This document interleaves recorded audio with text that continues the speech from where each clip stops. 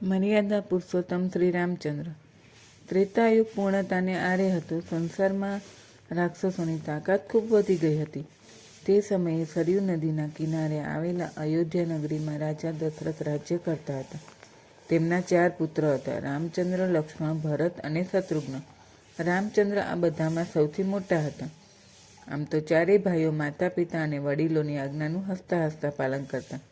પણ શ્રી રામચંદ્ર તો ગુણોના ભંડાર હતા. તેમણે જીવનભર વડીલોની આજ્ઞાનું પાલન કરવાનું અને ધર્માનુસાર પ્રજાપાલન કરવામાં આવે તેવો આદર્શ પ્રસ્થાપિત કર્યો કે દુનિયા દંગ રહી ગઈ. અને એટલા માટે જ તેમને મર્યાદા પુરુષોત્તમ નામથી બોલાવવામાં આવે છે. તેમણે જીવનભર મર્યાદાનું પાલન કર્યું. રામ જ્યારે બાળક હતા ત્યારે તેમનો નિયમ હતો કે રાત્રે સૂતા પહેલાં અને સવારમાં ઉઠીને તરત માતા પિતાને પ્રણામ કરવા અને દિવસભર તેમના કહ્યા પ્રમાણે કામ કરવું. એકવાર વિશ્વામિત્ર રાજા દશરથ પાસે આવ્યા અને કહ્યું કે રાક્ષસો અમને ખૂબ હેરાન કરે છે, યજ્ઞ કરવા દેતા નથી. આપ રામ લક્ષ્મણને અમારી સાથે મોકલો, તેઓ અમારા યજ્ઞની રક્ષા કરશે. ગુરુ વશિષ્ઠની સમજાવટથી રાજાએ બંને રાજકુમારોને વિદાય આપી. બંને ભાઈઓ રાત દિવસ ગુરુની સેવા કરતા. તેઓ પ્રેમથી એમના પગ દબાવતા. ગુરુના સૂઈ ગયા પછી જ પોતે સૂતા.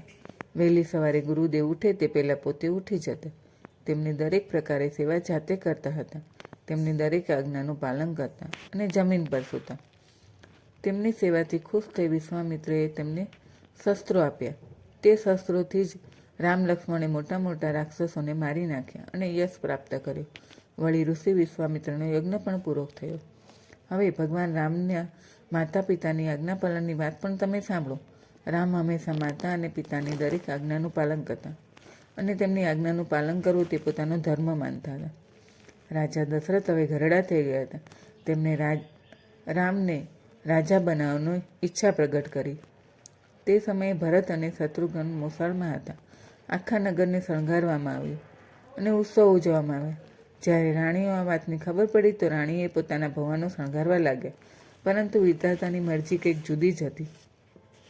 રાણી કૈકેયીની એક દાસી હતી જેનું નામ હતું મંત્રા. તે ખૂબ કપટી હતી. ખરાબ માણસોને હંમેશા બધું ખરાબ જ દેખાય. એટલા માટે આપણે હંમેશા સારા માણસોની સોબત કરવી જોઈએ. ભૂલથી પણ ખરાબ લોકો સાથે બેસવું ના જોઈએ.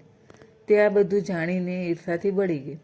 તેણે જઈ રાણી કૈકેયીને સમજાવી કે તમારા પુત્ર ભરતને બહાર ગામ મોકલી દીધો અને રાજા દશરથ રામને રાજા બનાવે છે. ભોળી રાણી તેની કપટી વાતોમાં આવી ગઈ અને કૈકેયીએ રાજા દશરથ પાસે 2 વરદાન માંગ્યા. એ પહેલા વરદાનમાં શ્રી રામને 14 વર્ષનો વનવાસ માંગ્યો અને બીજા વરદાનમાં ભરતને રાજ્ય મળે તેવું માંગ્યું. રાજા આ સાંભળીને ધરતી પર ઢળી પડ્યા, કારણ કે તે રામને ખૂબ પ્રેમ કરતા હતા. તેઓ રામની જુદાઈ સહન કરી ના શકતા. જ્યારે શ્રી રામને આ બધી વાતની ખબર પડી ત્યારે તેઓ ખૂબ પ્રસન્નતાપૂર્વક વનમાં જવા તૈયાર થઈ ગયા.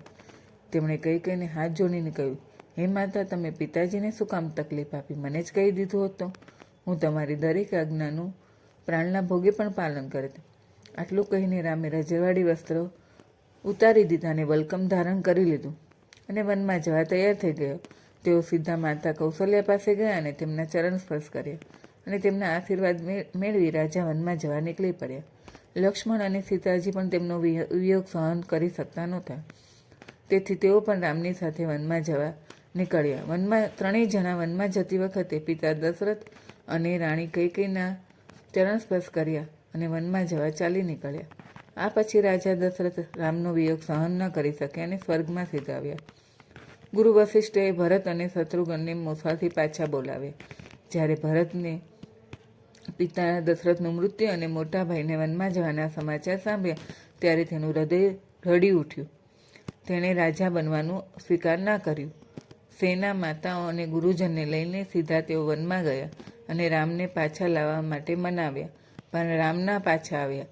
તેઓ બોલ્યા કે હું માતા પિતાની આજ્ઞાનું જ વનમાં આવ્યો છું અને તેમના આજ્ઞાનું પાલન કરવું એ મારો ધર્મ છે. ભરત નિરાશ થઈ રામની ચરણ પાદુકા લઈ પાછા ફર્યા. અયોધ્યાની બહાર નંદીગ્રામમાં 14 વર્ષ સુધી રહ્યા.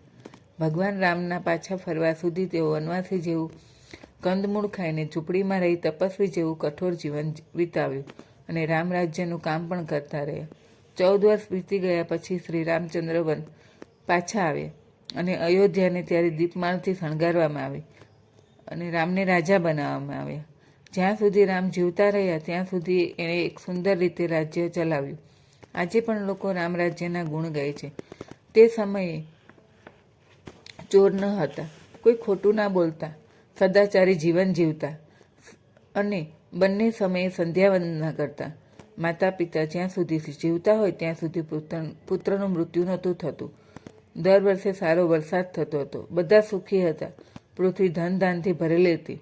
રાજા રામ મોટા મોટા તપસ્વી અને મહાત્માની આજ્ઞાથી જ રાજ્યનું પાલન કરતા હતા. જય શ્રી રામ.